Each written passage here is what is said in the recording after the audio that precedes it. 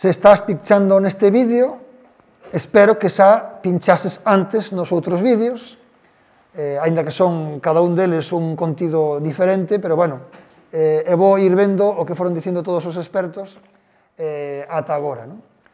Estas aulas son as aulas científicas da Deputación da Coruña, no Concello de Cabana de Bergantiños, e o que buscan é reflectir o papel da ciencia en moitas das cosas que nos tocan.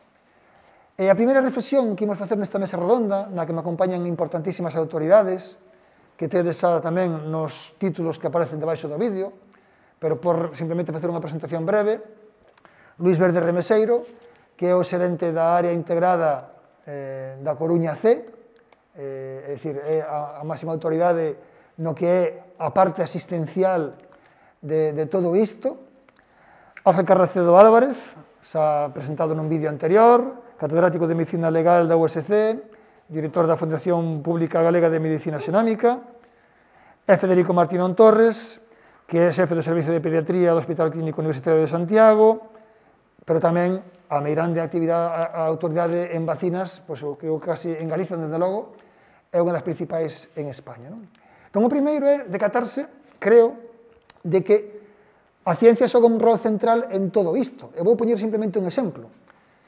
No ano 2014 concedeuse o Premio Nobel de Química a 3 físicos, Dubochet, Frank e Henderson, porque desenvolveron a chamada criomicroscopía electrónica. As fotos que están aí, esas imaxes que se fan do coronavirus, só se poden facer tecnolóxicamente dende o ano 2013. Estes tres físicos conseguiron modificar unha tecnoloxía que é o microscopio electrónico, inventado no ano 40, Premio Nobel no ano 86, pero era unha tecnoloxía do microscopio electrónico que tiña unha enerxía tan grande que queimaba as mostras biolóxicas. Entón, a partir dos anos 60, anos 70, empezaron estes tres persoas a desenvolver unha nova técnica que, polo menos, mantiña as mostras e permitía velas con microscopio.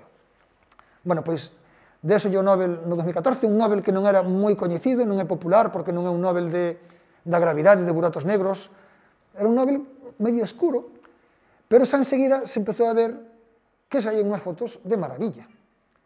Xa se viu, sobre todo, co virus da Zika. O virus da Zika foi o primeiro virus que deixou a xente pampa, vendo co detalle que había. E cando chegou isto do SARS-CoV-2, un dos primeiros artigos na revista Science foi no mes de xaneiro, febreiro de 2020, que identificaba o mecanismo mediante o cal o virus, con deses pinchos que ten, entraba na célula. Isto viuse grazas a esa tecnoloxía.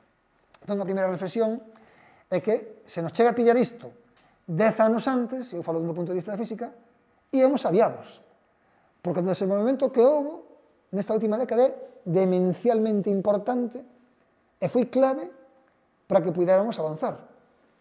E supoño que tanto Ángel como Federico poderán dicir cosas parecidas. Eu estou detrás de Catalín Caricó, que é a señora esta que está detrás da vacuna de ARN mensaxeiro. Eu non sei cando fixo as patentes, pero tamén é unha señora que, tivo patentes antigamente, cando estivo na MIT, agora pasouse a Alemanha, pero que teria pasado, primeira reflexión, se isto nos chega a pillar 10 anos antes, tamén incluso desde o punto de vista asistencial, non? Non sei, o que está claro é que, se quedou algo claro, é que somos moi dependentes da ciencia, non? Que eso marca a nosa capacidade. Algunas das leccións que deberíamos aprender neste proceso é precisamente que hai que invertir nela, porque iso non é algo que se poda xerar dun día para outro, non? Se facemos esta visión como acabas de facer retrospectiva, e se non acadei este hito X anos antes, é imposible que se sea capaz de facer o que estou a facer agora. É o mesmo, a tecnoloxía de ARN mensaxeiro, digamos que destapou agora, pero tiña moitos anos detrás de desenrolo e de inversión. Entón, nesa mesma idea e con ese mesmo concepto, ten que quedar claro que hai que invertir na ciencia, e invertir na ciencia non é só invertir nos cartos, é invertir, por suposto, hai que invertir cartos, pero hai que invertir en crear a carreira, en transmitir a importancia da investigación, en xerar nas novas xeracións o interese pola ciencia e que é un modo de vida e que é algo positivo, e invertir precisamente en que se vexa como algo prioritario, é necesario, polo tanto, facer unha reflexión profunda. Por exemplo, no mesmo eido das vacinas que estás a falar e do ARN mensaxeiro, este virus todos os países do mundo estaban na casilla de saída ao mesmo tempo, porque o virus era novo para todos. Hai casi 400 candidatos en diferentes fases de desenrolo vacinal. Uns xa chegaron á meta ou foron capaces de licenciar a vacina, outros aínda están na casilla de salida. Entón, iso obliga a facer unha reflexión profunda sobre por que uns foron quen de chegar ata o final e outros aínda están empezando e outros nin siquiera chegaron á casilla de salida. Entón, eu penso que estamos nunha situación moi boa para poñer en valor a investigación, pero a investigación necesita de recursos, pero necesita tamén de persoas. É o mesmo co que se está a falar agora das patentes. Necesitas xente, necesitas o know-how, necesitas os líderes, necesitas xente que este formada non só a infraestructura ou os cartos. Eso é unha inversión de moitísimo tempo, é unha inversión na mentalidade, é unha inversión que necesita un cambio moi importante na mentalidade da xente, na mentalidade dun país. E se como país non temos iso claro, non hemos aprendido nada nesta pandemia. Ángel, investir en xente ou investir en edificios e tecnoloxías? É o medo que me dá que cos fondos Next Generation non pensemos que poñamos todo o foco en infraestructuras, cando para min o máis importante é invertir en xente, desde logo, crear, formar investigadores, protexer o talento, captar o talento. Creo que iso é a base da pirámide. De feito, mira que curioso, saliume agora así, hai un centro moi importante no Reino Unido, en Oxford, donde a xente non pode pedir proxectos ni tan siquiera. Ten que producir nada máis que o que pensa. É dos demais de produción científica. Para min a xente é o máis importante. Darlle unhas condicións, unhas expectativas de traballo dignas, porque senón vai marchar toda a xente afora. E sí que isto a mí me parece que é o máis importante, por suposto, tamén logo fai falta que o noso porcentaxe que dedicamos do PIB á investigación aumente aos niveles dignos, porque estamos moi por debaixo de Portugal, moitísimo por debaixo. Se non digo da media dos países da OCDE. Portugal, que, por certo, é un exemplo de investimento en ciencia e en creación de innovación, que pasou nada máis que en 15 anos dunha situación inferior a España a estar moi por riba a rexión norte e centro de Portugal que as comunidades españolas máis desenvolvidas, que a media de Alemania. Non penso que inventar modelos, é simplemente imitar os que a xente de realidades socioeconómicas parecidas a nosa fixeron. Eso pasa por poñer máis diñeiros, pero tamén poñer máis cartos de I+D, pero tamén accións estructurais, modelos de colaboración público-privada, porque esta é unha cousa que aquí tamén estamos pensando. Dadevos conta que o problema que temos de porcentaxe de I+D que non é tanto un problema de I+D público, sino un problema de I+D privado. As empresas teñen que creer tamén na ciencia, e o público e o privado teñen que colaborar.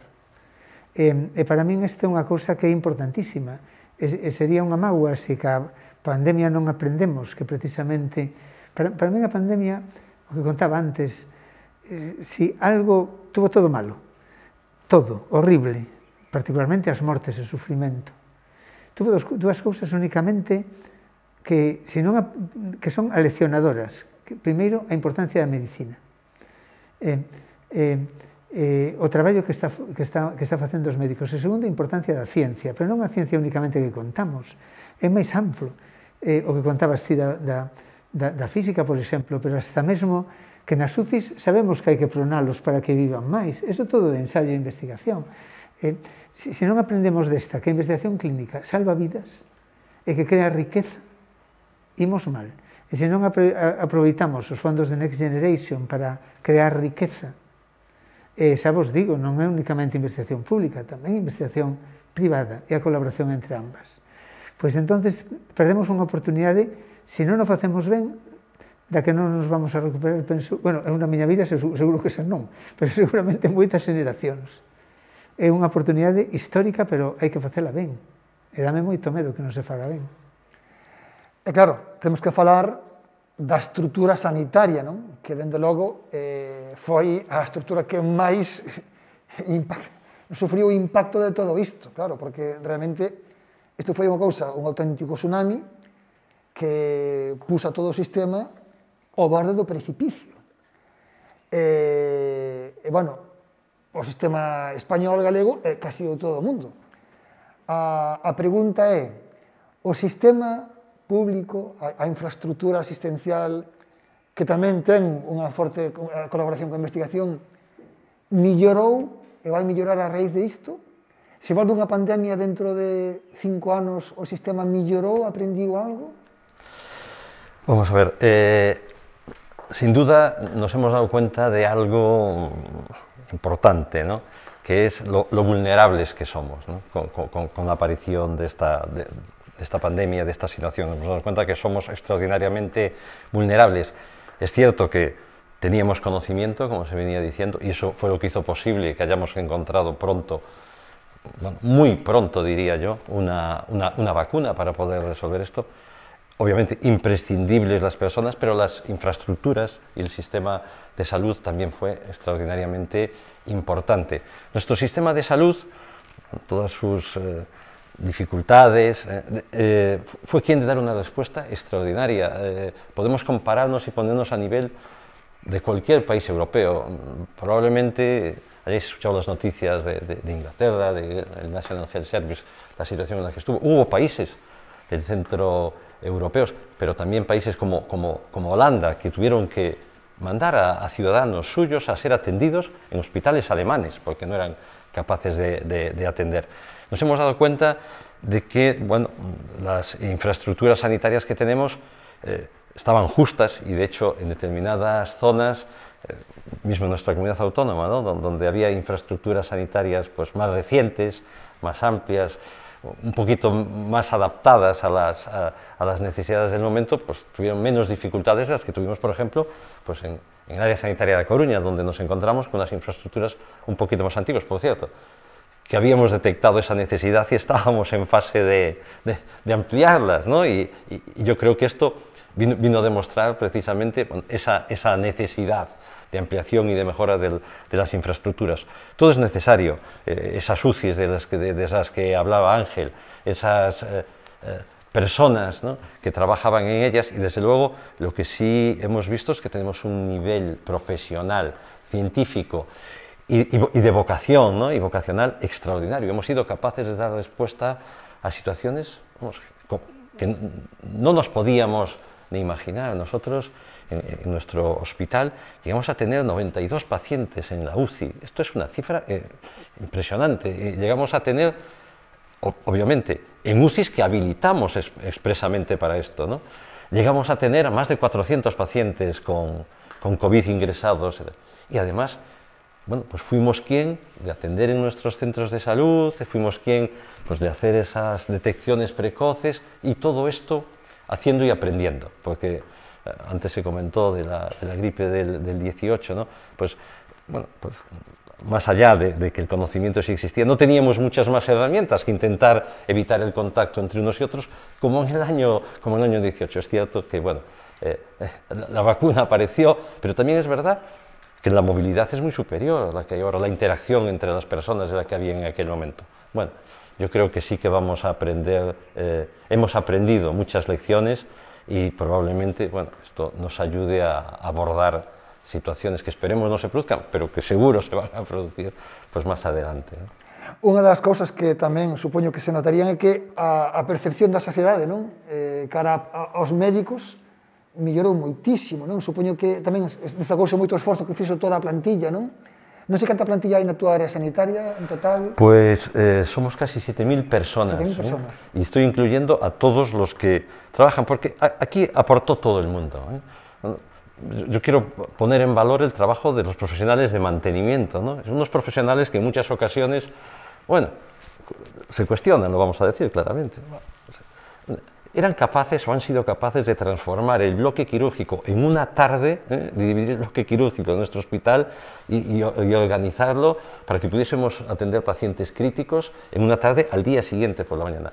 Todo el mundo aportó, del primero al último, y la población en general. Yo creo que la población en general aportó mucho, más allá de las situaciones, bueno, puntuales, fin, de incumplimientos o también de cansancio, no de las recomendaciones, pero hay que ver el cambio tan importante que se le pide a la sociedad, o que le hemos pedido a las personas, de nuestra manera de vivir. Es que es completamente distinto de lo que hacíamos, lo que queríamos hacer y lo que necesitamos hacer, ¿no?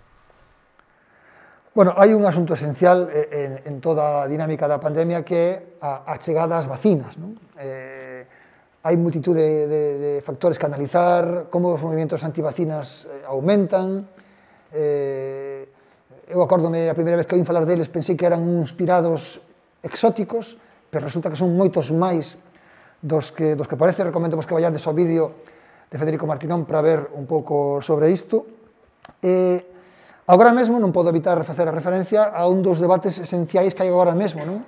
Que é o debate político, curiosamente un debate político en unha cuestión científica, non? Porque estamos vendo como unha escisión nas recomendacións que fai por unha banda o Goberno de España comparado coas decisións que toman individualmente as persoas afectadas, que en certo modo poden escoller, as persoas que tiveron a primeira vacina con AstraZeneca, e que en teoría teñen esa capacidade de elección, ainda que, se pode negar que teñen ou non capacidade de elección, pero eu creo que sí que elixen, e parece que a poboación se está alineando dun lado claramente, e a gran pregunta que hai, a xente que estará vendo este vídeo, esa que está aquí Federico Martinón, eu que son funcionario, policía local, mestre de secundario de primaria, que me puseron a primeira vacina da AstraZeneca fai casi 3 meses, agora, Federico, cal poño? A de AstraZeneca ou a de Pfizer?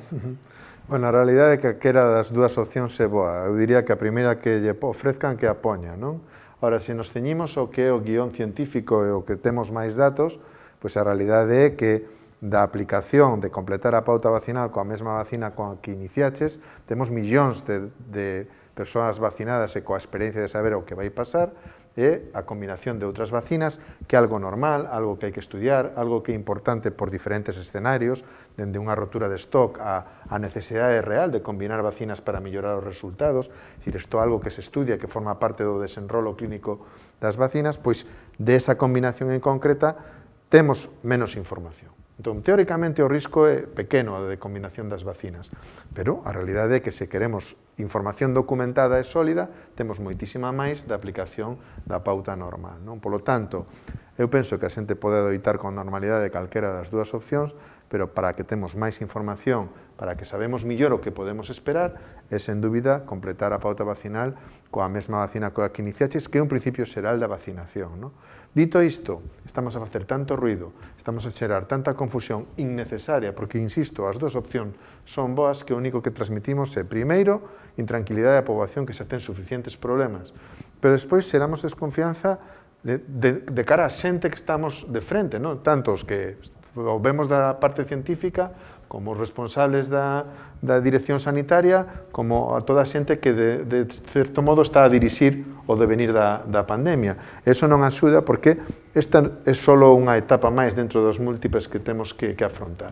E non hai razóns científicas que justifiquen a diversencia de opinións ou de decisións entre as comunidades, non? Eso non axuda en absoluto o que buscamos todo que controlar esta pandemia. Por lo tanto, tranquilidade para a poboación, calquera das dúas opcións é boa, pero en principio a máis sólida é esa, e ademais é a que recomenda a Organización Mundial da Saúde, a que está recollida na ficha técnica da vacina, e é, ata certo punto, a máis lógica. Sin que a outra sexa mala, simplemente, digamos, o que de un punto de vista técnico podemos defender mellor. Se hai outros motivos, se hai outras razóns, pois que se digan ou que se expliquen, pero se temos que basar o que eu podo defender en función de evidencia científica e experiencia acumulada, esa é o que está a recomendar os expertos de todo o mundo e o que está a facer a meirande parte dos países. Unha pregunta técnica. Esta postura do Goberno de España está baseada nun estudo que se fixo no ISCI, donde o N era de 400, pode ser así?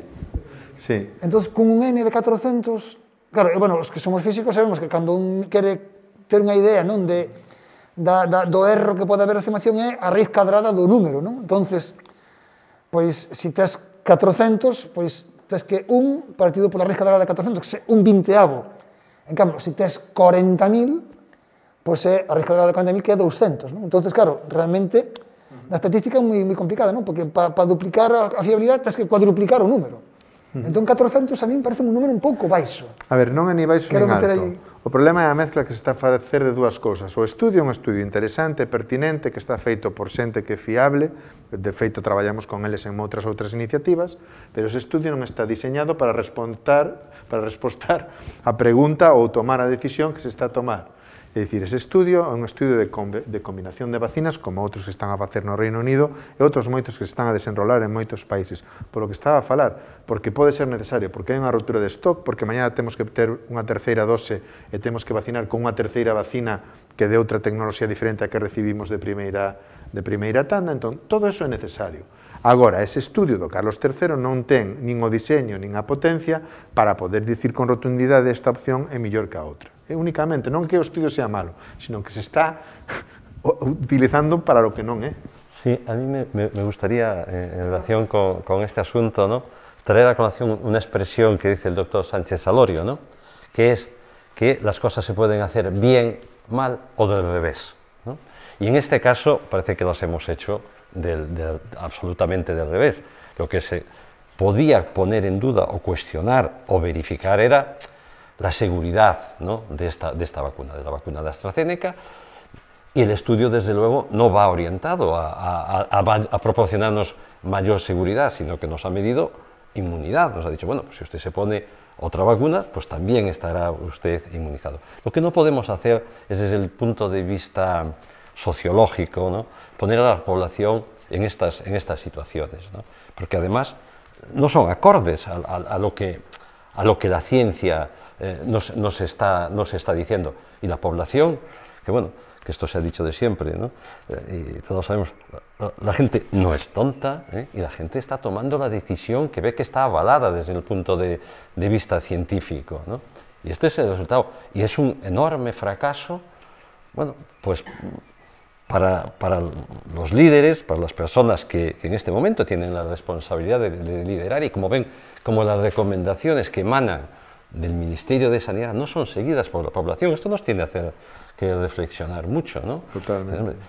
Que la máxima autoridad sanitaria emita una recomendación y la gente, en un 90% de los casos, no la siga otra recomendación distinta, nos tiene que hacer, bueno, y supongo que le estará haciendo pensar mucho, ¿no?, a estas personas. Y luego, ya por último, decir que lo que es fundamental en un problema de salud, un problema de salud pública, en una situación como esta, es que tiene que haber unidad política. Esto, lo peor que nos puede pasar es esto que nos está ocurriendo, que en Andalucía se siga una práctica y que en Castilla y Extremadura se siga otra. Esto no se entiende desde el punto de vista de la salud.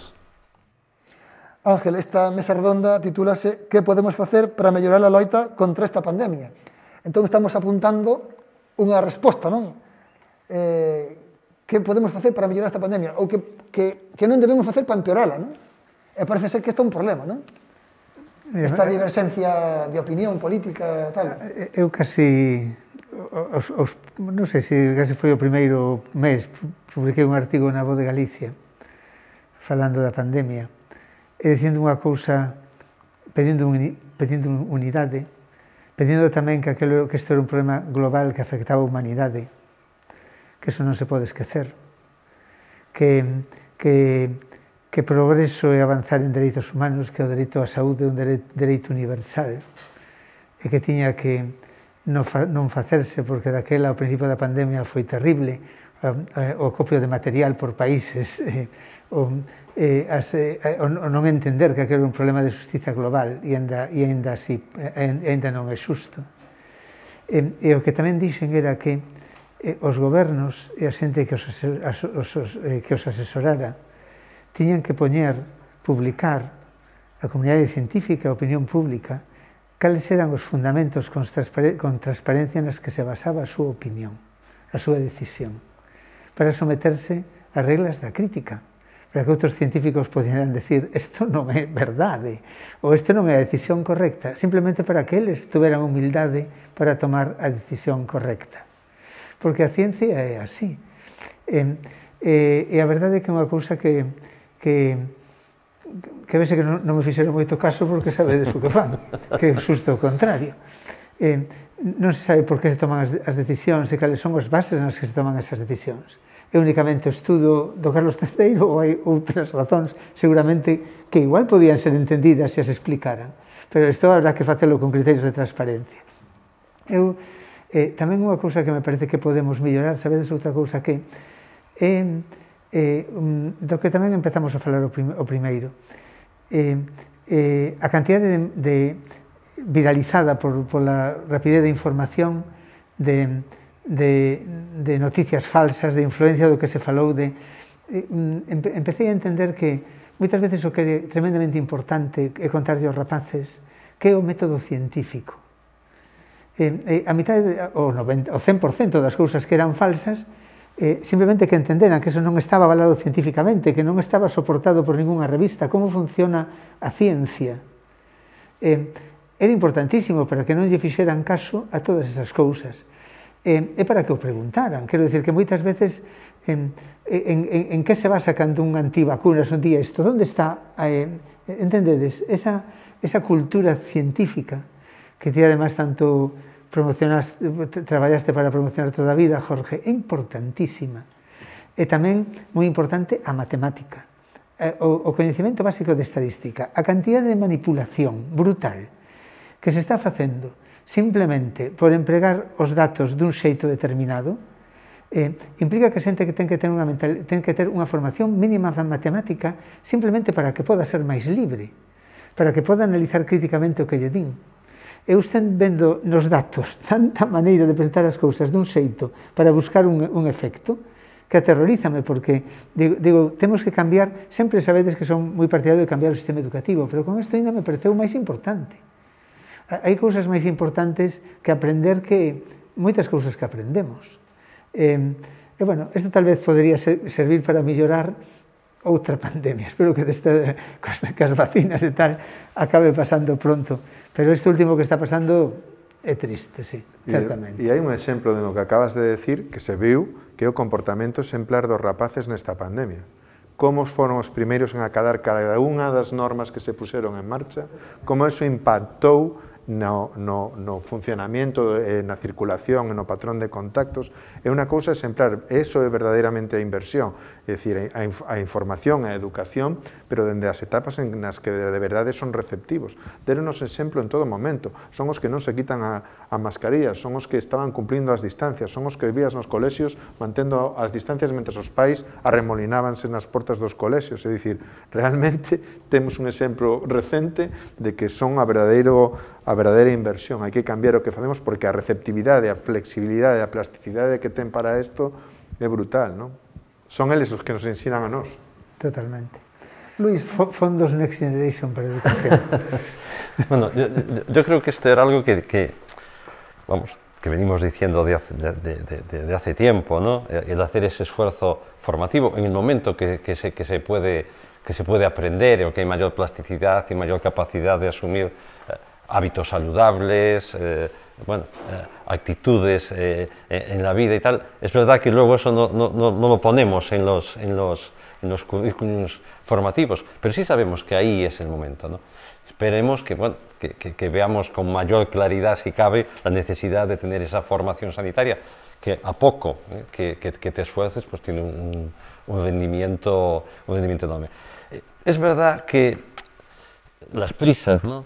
Ángel, se publicaron muchas cosas, se publicaban artículos con 6 pacientes y tomábamos decisiones. Os lo decía antes y nos pasó a nosotros, yo lo viví, viví el primer caso del primer paciente que se diagnosticó aquí en Galicia, 2 de marzo del 2020, y no sabíamos nada, hacíamos y aprendíamos y probábamos y tal. Seguro que recordáis cómo desinfectábamos las aceras, ¿no? La primera vez que llegó la UME allí al hospital y me avisan, oye, que hay por ahí unos señores vestidos de y tal, todos embozados y que están regando tal, y la gente se asusta, se escapa, la gente dice, ¿qué pasa aquí? ¿No? Sí, bueno, hicimos muchas cosas porque no nos lo sabíamos, no lo sabíamos. Hemos hecho mucho ensayo. Bueno, a lo mejor era lo que tocaba hacer, no pasa nada. Hombre, que la próxima situación en la que nos veamos, pues que ya no tengamos que trabajar tanto con esa metodología de ensayo-error, ¿no? Y probablemente cuando hemos dejado de tratar con tantas fármacos y con tantas pruebas a los pacientes y empezamos a ponerles oxígenos y a ponerlos en decúbito y hacer cosas mucho más sencillas, los pacientes evolucionaron, pues la verdad que mucho mejor, ¿no? Y aún reconociendo errores en la ciencia que ha habido, y ha habido publicaciones que luego fueron rectificadas, pero yo creo que también fue por el volumen, la velocidad, ahí está la parte buena, y lo decía Ángel, que es que si está publicado lo podemos ver, criticar y decir esto no está bien. Pero es que muchas veces, incluso con la evidencia científica de no, han sido luego las decisiones políticas, ya no hablo local, regional o nacional, sino de países completos que han malinterpretado esas evidencias. Países utilizando ivermectina como parte de su protocolo nacional, con evidencias científicas que decían que no servía para nada y comprometiendo su uso verdadero, o lo que pasó con la hidroxicloroquina, o con otros muchos fármacos que fueron modas temporales que no se correspondía con lo que estaba publicado, pero que inmediatamente era adoptado como algo que formaba parte del protocolo y sin la flexibilidad para rectificar, porque inmediatamente ese paper salía y tenía 50 críticas o era retractado incluso, pero el tiempo de respuesta después de en el protocolo clínico global de un país, eso yo creo que ha sido también una cosa buena y que aboga por esta necesidad de, si yo lo leo, puedo no estar de acuerdo, puedo razonarlo, o puedo entenderlo incluso aunque no lo comparta, cuando a veces, que la ciencia no es todo blanco o negro, no te da una opción clara de blanco o negro, ¿no? Eso é unha das aprendizaxes, non, Ángel, que a ciencia é falible, non? Eu podo falar tamén, bueno, eu non son médico, pero, bueno, dirixo o proxecto que hai en Galicia do ICI, do Fondo do COVID, de cálculo da pandemia, non? Teño compañeros da Universidade de Santiago, da Universidade de Vigo, 4 de nós fomos membros dese comité asesor que houve ao principio, na primeira vaga, e podemos dicir que proxectos de simulación matemática, a Unión Matemática Española contou máis de 200 iniciativas de cálculo matemático, non? Que pasa? Que digamos, a natureza matemática dunha pandemia como esta é exponencial. Entón, a predición deste tipo de cosas é casi como predicir o tempo. Se ti me preguntas que tempo vai a facer en Cabana dentro de 2 meses, eu direiche que me tens que preguntar unha semana antes de dentro de 2 meses. Vale? Entón, ao principio, a xente fixo con moitos cálculos, porque a primeira vaga da pandemia foi unha evolución clásica que correspondía ben aos modelos matemáticos naturais, aí moitasísima xente apuntouse, pero claro, neses modelos un pequeno erro cambia moitas cosas, non? Por exemplo, no noso grupo, co primeiro caso, o 4 de marzo, fixemos a simulación que nos daba que a principios de abril sería o máximo da pandemia, de feito, hai un paper publicado do noso grupo que calculou cantas UCIs iban a ser necesarias, pero claro, pasando esa vaga na que todo iba cos modelos clásicos, a partir de aí empezouse a torcer, empezou a cambiar, bueno, a torcer, a matemática non, a población empezou a usar isto, empezou a ter medo, empezaron os bulos, nós vimos que, como por exemplo, a través das redes sociais podíamos predicir como ia a ser un aumento da vaga, porque precisamente a xente, vendo como tuitea ou como se move nas redes sociais, podemos ver como pasa de ser máis dócil a sociedade a ser o contrario. Entonces, aí empezaron moitos factores a meterse por diante que dicían, mira, os modelos xa non funcionan. Eu dicíalles, no, os modelos que había antes funcionaban co escenario de antes. Ahora vemos que eses modelos clásicos fallan porque a situación é distinta e hai que diseñar unha nova maneira de abordar matemáticamente isto. Isto pasará vos a vos tamén nos vosos campos, é dicir, a ciencia é falible.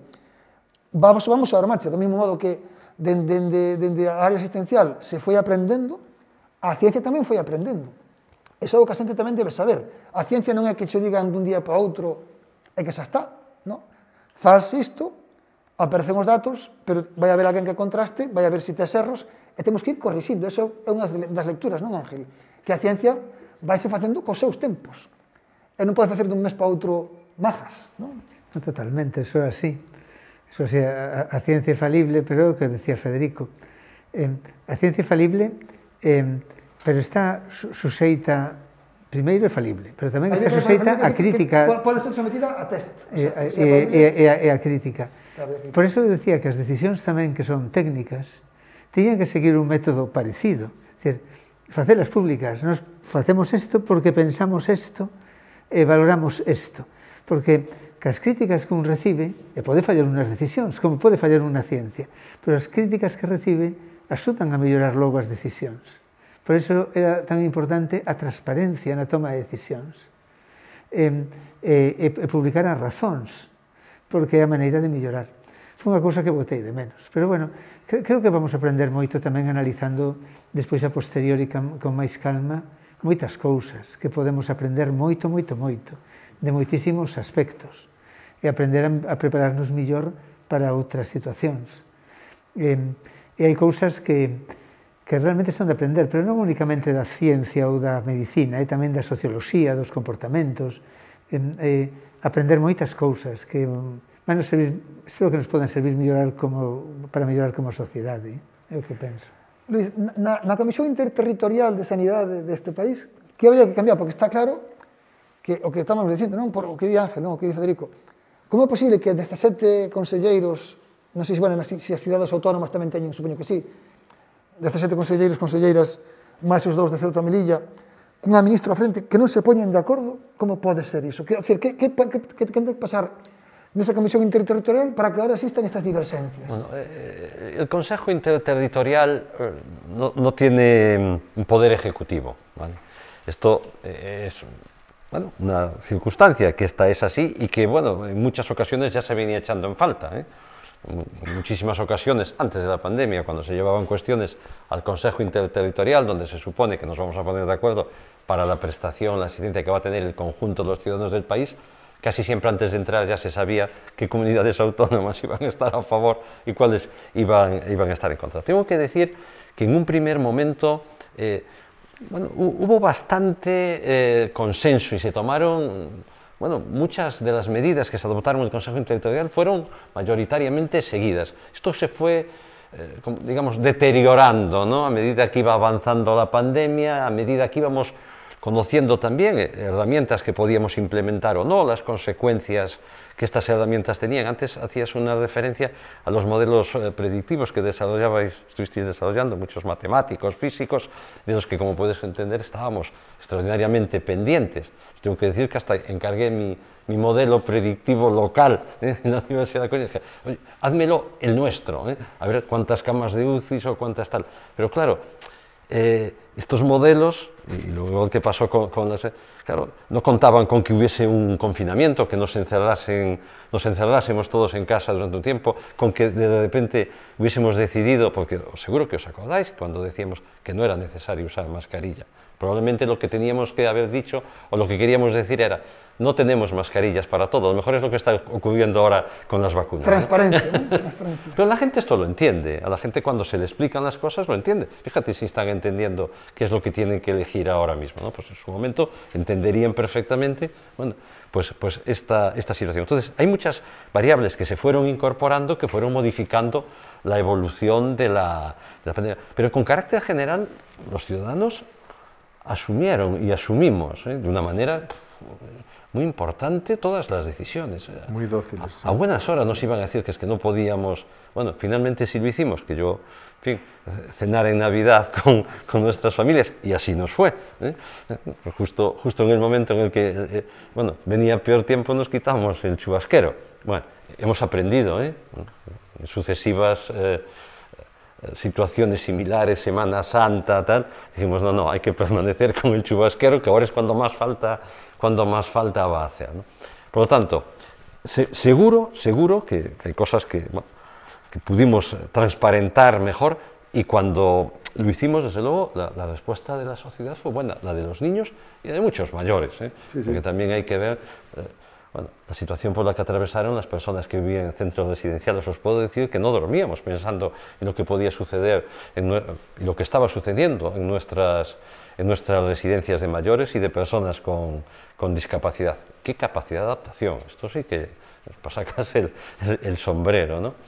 Bueno, muchos aspectos y muchas circunstancias que no imaginamos. Afortunadamente, parece que las decisiones que se van tomando van siendo acertadas, y respecto a lo que decías del Consejo Interterritorial, ha habido muchas de las decisiones, probablemente a medida que vemos que las cosas mejoran, estamos siendo un poquito menos guiados, ¿no? O menos dados al consenso, ¿no? Pero sí que hubo un momento que sí que se siguieron de una manera importante, ¿no? Bueno, vamos a ir concluindo xa. Como dicen antes, temos unha pregunta nesta mesa redonda, non? que podemos facer para mellorar a noita contra esta pandemia. Entón, vamos ir por orden, Federico, Ángel, e que peche Luís.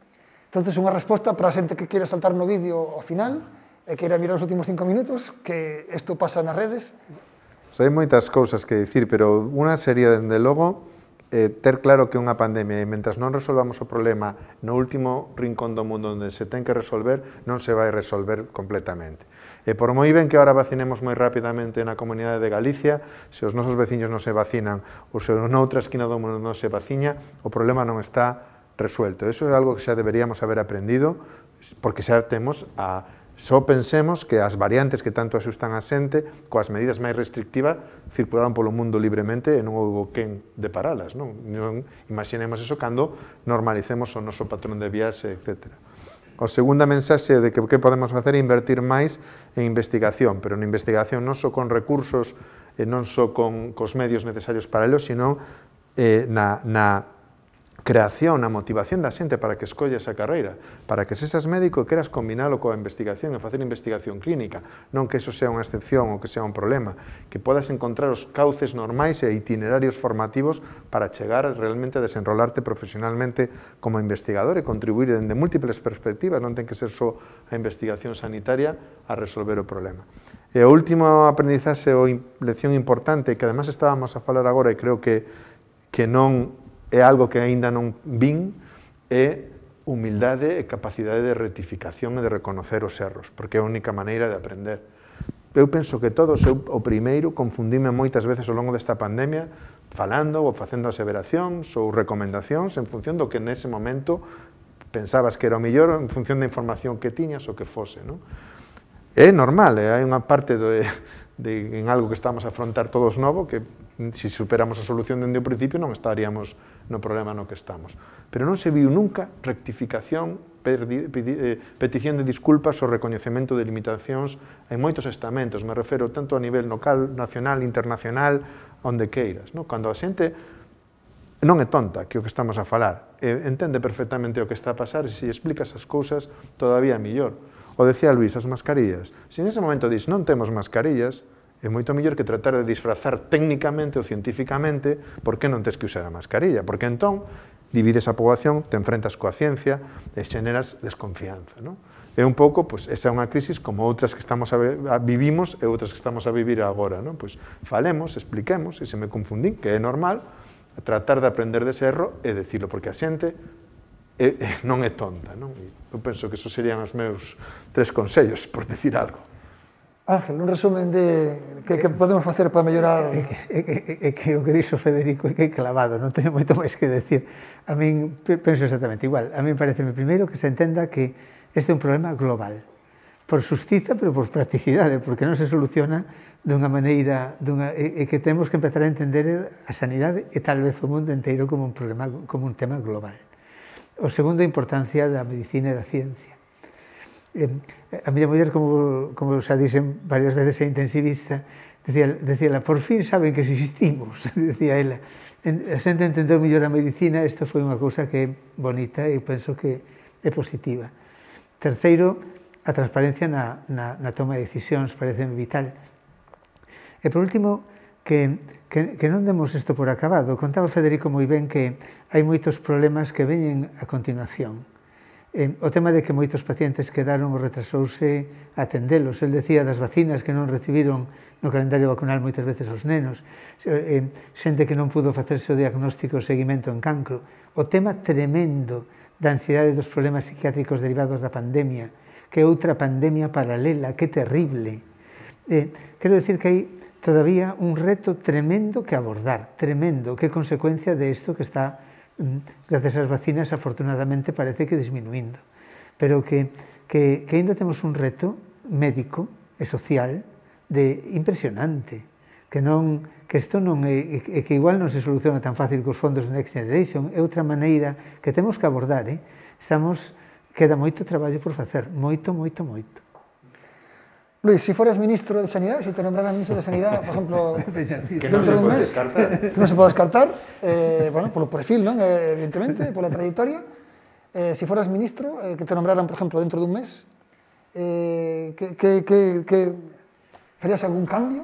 Bueno, yo me resulta completamente imposible hablar desde una posición de ministro de Sanidad y por lo tanto voy a hablar desde la posición en la que me desempeño y en la que, por cierto, me encuentro muy a gusto, tanto los años que compartí con Ángel y con Federico en Santiago, como ahora en Coruña, como antes en otros ámbitos, porque yo creo que lo mío es el balón en los pies, estar a pie de campo. Y voy a coincidir en muchas cosas con las que se dijeron, como dijo Ángel y que dijo Federico, y que son de muchísimo sentido común. Yo lo primero que pediría es a nuestros gobiernos y a los que nos gobiernan y a las que tienen la capacidad de tomar las decisiones, que son ellos, los que son los que tienen la capacidad de tomar las decisiones, es unidad y consenso. No podemos a la población mostrarles, bueno, este tipo de situaciones, ¿no?, que generan, ya añaden a la intranquilidad y a la inquietud que tiene la gente, pues todavía pues, una mayor desasosiego, ¿no? Entonces, lo primero, unidad y consenso en la toma de decisiones. Esto desde el punto de vista de los que toman las decisiones políticas. Desde el punto de vista de los sistemas sanitarios, tomemos buena nota, y esto, como decía Ángel, no está acabado ni muchísimo menos. Esto, bueno, podemos estar en vías de resolver determinados aspectos de la COVID, los ingresos, las muertes, las complicaciones importantes, pero vamos a seguir teniendo pacientes COVID y vamos a tener que seguir actuando para limitar y cortar esas cadenas de transmisión. Y en paralelo se nos han quedado muchas cosas pendientes. Hemos hecho un enorme esfuerzo de priorización, lo han hecho los clínicos, y yo que vivo allí con ellos veía como, hombre, hacían todo lo posible y no puedo meter uno más en el quirófano y no puedo hacer uno más. Y os puedo garantizar que cada minuto de tiempo quirúrgico que se les iba dando a medida que las cosas iban mejorando, eran minutos que querían aprovechar, o sea, no hacía falta decir, oye, vamos a empezar, no, o sea, era, vamos, según iban retrocediendo la ocupación COVID, iban avanzando ellos, ¿no? Pero han quedado muchas cosas por hacer que no eran prioritarias, pero que sí eran importantes y que esto hay que abordarlo ahora, por lo tanto, vamos a tener que seguir haciendo esfuerzo inversor y apostando para resolver estos problemas de la población, ¿no? Y luego, bueno, que la vacunación y la lucha contra la pandemia es un tema solidario, no vale de nada que nos vacunemos los europeos, pues si en África no se vacunan o si en Latinoamérica no tienen las posibilidades, porque este es un mundo muy global, nos movemos todos mucho y desde luego no resolveremos el problema mientras no tengamos esa visión global, ¿no?, y de resolver el problema de todo el mundo. No sé si finalmente las vacunas de AstraZeneca irán para esos sitios, pero en cualquier caso, bienvenidas sean a donde vayan, que ayudarán a resolver el problema de la pandemia. Bueno, pois poñemos aquí o peche a esta mesa. Sempre se di que o prestixio dunha actividade é o prestixio que teñen os seus participantes, e hoxe, dende logo, marcamos un máximo desta actividade, e moitísimas grazas aos tres, porque grazas a vos estas aulas van a ter un futuro bo, e dende logo pois, marcan un estándar que vai ser difícil de manter, pero con vos, dende logo, queda moi ben colocado. Moitas grazas e vémonos nas redes na seguinte volta.